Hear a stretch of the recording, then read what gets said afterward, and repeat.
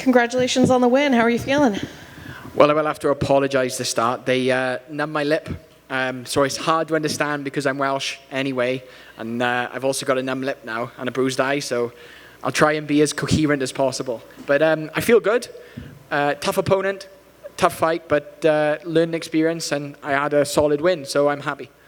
I actually think maybe numbing your lips slowed it down a little bit, so it's maybe easier to hear you.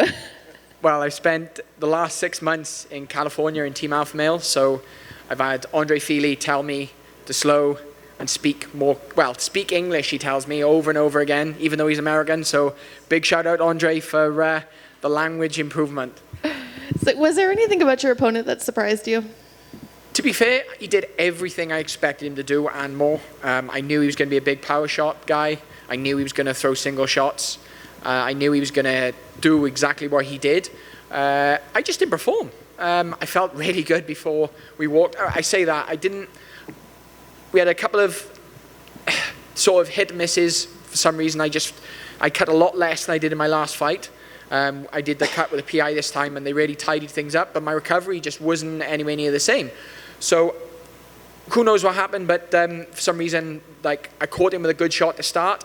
My pressure was there, and I felt like I was going to get that first round win, and then my gas tank just faded off, and it's a good job. I've got the coaches I do, and I've spent the camp I did in Team Alpha Male because my wrestling was legit, and I just controlled him. I dominated, I controlled the positions, and like I said, for some reason, for someone who aims himself as a striker, my striking wasn't quite there, but it was a solid win. I'm happy with the win. He's a legit guy. He was 8-0, now he's 8-1.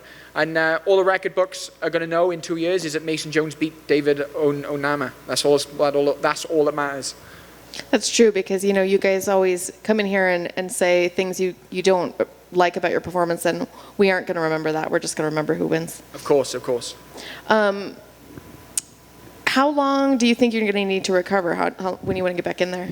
So I haven't actually seen my girlfriend or my family since pretty much March. We had like a week in between. So I'm looking forward to going home and seeing my girlfriend, seeing my family. And then I'm going to spend some time home training, enjoy Christmas. And then I'm going to ship back out to Team Alpha Male in January, get back out there, train. I'm hoping for a sponsorship that's been in the books to come through, and then I can look to lease a house in Sacramento, and then my coaches can come out. When they come out, then that means that I can get my team there and really sort of boost that to a next level. And I think it's a win-win. Team Alpha Male's got one of the best teams in the world when it comes to sparring partners, like people that are really starting to come through. Mike Malott with his 37-second contender win, Slava with his second-round TKO, Andre Feely, Darren Elkins, Chris Gonzalez. That's just guys close to my weight. Max Griffin, and then you've got the Bantams. It's a team that is literally getting ready to really break through and show the world what I can do. I just really want to balance that out with my team, and if I can get this roving camp going, then I can really show that I'm a #1 contender. For some reason, I really do feel like my last performances that I've had in the UFC, I haven't quite been able to show what I can do. My debut, I lost a close decision to Mike. My second fight, I got robbed by Patty, who I hope gets cut. I'm not a fan of that Brazilian.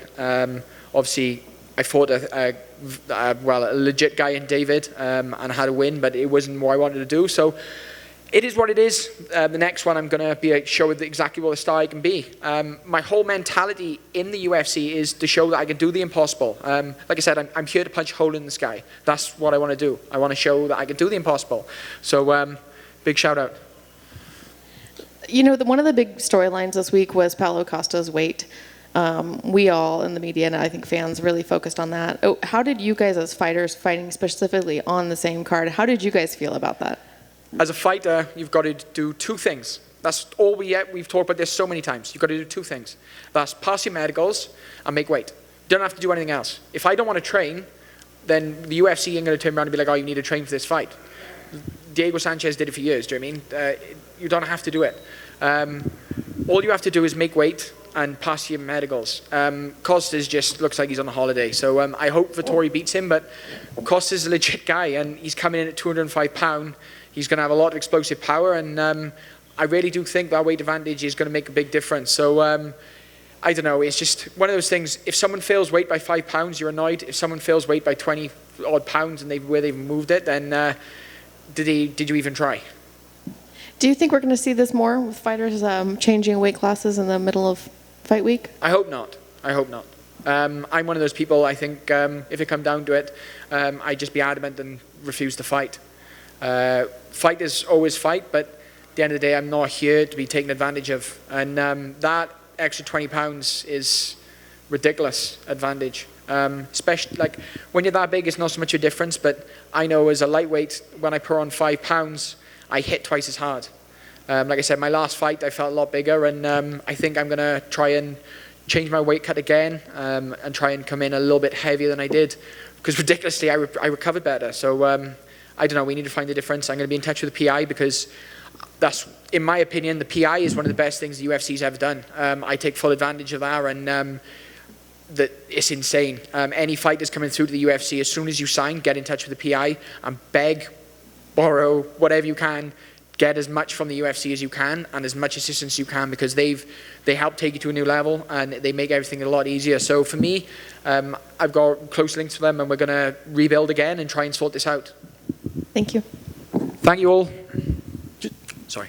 Trying to do just a couple more. Trying to do the math in my head. So if you said you hadn't been home, you hadn't seen family in March, does that mean you stayed in the country after the Patrick fight?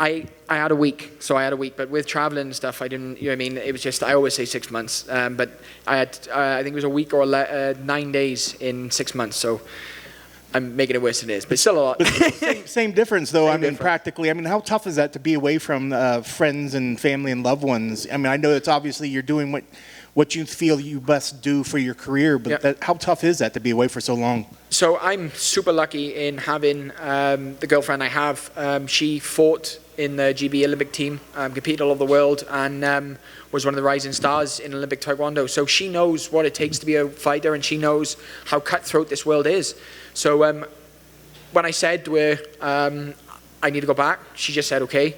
When obviously it's been tough when we're out there, but she understands. And like I said to her after this fight, I said, look, I said, if I can get David out there early, I said, I'm probably going to fight again straight away. I'm going to try and turn around quick.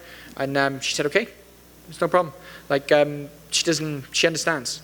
She knows this is what it takes to be the #1 in the world. And I am so much better than what I've showed. My coaches know, Team Alpha Male know. It's just, for some reason, having teething problems, and I'm not quite hitting my full swing. But that just excites me, because you wait until I start smoking top 10 guys. That's just yet to come. I'm 26. I've got a few years to improve, and I finally got my first win. So that's all that matters. I got to win. Let's rebuild, and just knock some people out. Yeah, you kind of, that's it. You mentioned it. You finally got that first win, so obviously the work paid off. And now I kind of hear you mention, you talked about the PI. So is that already in the game plan going forward, that you're planning already to maybe stick around some longer so you can get more work with the PI, so that you could try to keep building off what you've built right now? So what we've done so far, what we've done so far is that 6 weeks out, every time before I fight, I go to the PI for testing, and we sort of try and get results that can carry forwards, so that we can see the difference. So this time we found out my muscle mass was higher, my fat percentage was lower. So it's one of the best high-tech facilities in the world that fighters have access to. If you're not using it, then what's the point? Do you know what I mean? So we're going to improve, and do you know what I mean? I'm trying to become the Ivan Drago of UFC, do you know what I mean? Just turn into a half machine, so we're going there. And you mentioned, I'm sorry if I heard you wrong, talking about the game plan, you said the game plan, or at least you thought, was going to be in that you would be controlling with your wrestling, but it turned out that, striking was a difference. But was striking what you had planned for him? So I was going to knock him out. I come out, I did exactly what I thought I was going to do, and I rocked him in 5 seconds, I think. The first exchange, or the second exchange, I rocked him hard, and his eyes rolled, and I was like, oh, I've got him. Toast. So I started pressuring in, and then for some reason, it was something like the second or third exchange, it just stopped, my breathing went funny, and I just couldn't breathe. My gas tank sort of dissolved, and one of the best things I've ever had in the fight game since I made my MMA debut was a good gas tank that I smoked everyone with. I train, I can smoke everyone with my gas tank. And for some reason, it just felt like I was breathing through sand. So I fought Mike Tavis, I felt like I was running through sand. This one time, I felt like I was breathing through sand. So we'll improve, we'll get better. I still got a solid win. And I do want to give shout out to David. Not only did he take the fight on such short notice, he come with a OG performance, and he did very, very good. He hit hard, he did damage, and big shout out to that guy. So we had a little bit of banter in the fight, which I loved. I do wish I could grab him before we leave now, because I do want to say thank you for turning up. And thanks for an enjoyable fight. Like, he come to fight, and I love fighters who come to fight. Like, I'm one of those fighters, I want to walk through fire just to stay warm. Like, that's what I like doing. I like being entertaining, and I like firefights. And yeah, wait and see. Wait and see. A Mason Jones performance is always fun. And last for me, I guess, what's the immediate next step? Are you heading back home to spend time with family, or you're going to give yourself a little bit of time, or are you back into the gym? So I fly home tomorrow, back to the UK. I'll be back in the gym Monday, but that's holiday for me. So I want to get back lifting. I want to get back sorting some stuff out, some technical things. I got a little niggle in my knee that showed in that fight on the wrestling exchanges. There's a couple of times where I sort of had him pinned and my knee sort of went a little bit dodgy and let him back up. So I need to get that fixed. But again, big shout out to David for taking the fight. And if Alan Patrick's watching, I hope you get cut, and I hope you never fight in UFC again. That guy is literally, I don't want to say, but he doesn't deserve the fight. He signed against me with no intentions of fighting. He pulled out on 10 days, and literally when he pulled, he told him he'd be clear literally by November. So the guy had no intentions of fighting me. I smashed him in the first fight, and he found a way out, which is my fault. And obviously this fight, he didn't have any intentions of fighting me. So I hope he gets cut, and I hope he ends up getting stuck in Brazil with all them suitcases he made, which are also abysmal. But the UFC loves heat, so now if the UFC tried to set that up again, are you completely against it? He's just not going to turn up. I'll happily knock him out. The guy just doesn't want to turn up. Like, he cost me I don't know how much money by taking half my purse in the first fight that I dominated, and in this fight I prepared again for another fight. They pushed me back. He pulled out in the last second possible, and then we're still putting posts up that he was fighting 5 days out, even though he pulled on a 10-day notice. Like, the guy had no intention of fighting. I just hope he gets cut. I hope he does. Hey Mason, congrats on the victory. Mate, quick one. I love those sunglasses. They're super cool. Big fan. Appreciate that. Now, Michael Bisping, the Hall of Famer, former title champion, he calls you a contender, a future champion in this division. When you hear that, how does that make you feel? Well, it sets a standard. I know I'm a future contender. I feel like I've showed 10-15% of what I can do in every single one of these fights. The Mike Davis fight, my legs were heavy, but I showed I had good hands, and my boxing was good. The Alan Patrick fight, it showed that I was literally ready. I was in first gear all the way through, and it showed that I am a high-level fighter. And that fight then showed I can wrestle, even if my gas tank dissolved and we needed to get into a firefight. It showed that I'm better. So we've showed all of it. We just need to put it all together and show that I'm a knockout contender. I'm going to start tearing through people. It's just a matter of time. So yeah, I've got a lot of respect for Bisping. I never have heroes. I only ever have targets. I've had that since I was probably about 7 years age. I've always said the same thing. No heroes, only targets. But Bisping was one of the ones who really broke down the door. He was the first UK fighter to win a world title. He really opened the corridor up and set the standard.